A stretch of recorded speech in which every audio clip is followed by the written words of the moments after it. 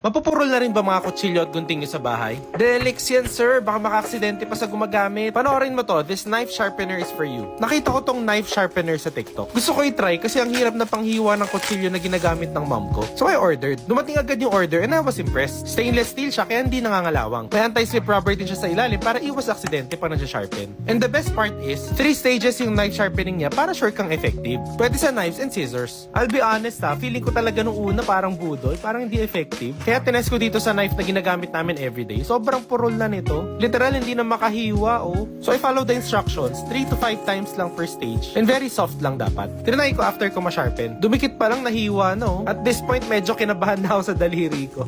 Tinry ko na thin slices. Ang talim niya ka, no joke. So medyo natuwa ako. Tinry ko yung ginagawa nila sa mga nakita kong videos. Akala ko talaga hindi effective. Wala naman ako lulutuin, pero naghiwa-hiwa ako ng kung ano-ano. Di ba yung skin ng baboy, sobrang tigas niyan? Dito ko nakita na effective nga talaga.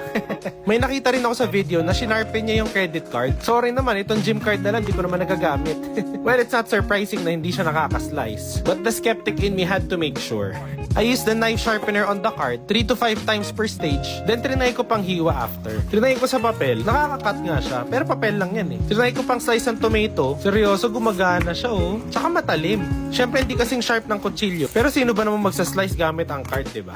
This is just to prove na effective talagang pang sharpen yung knife sharpener. I tried sa chicken breast. Kasi kanina hindi talaga siya makahiwa eh. And it works. Madali rin hugasan kasi natatanggal yung stainless part. Rinse lang, okay na. Eto pa, naka-promo to. 48 pesos na lang today. Limited na yung stocks ito kaya click the yellow bag to order. Ang tanong,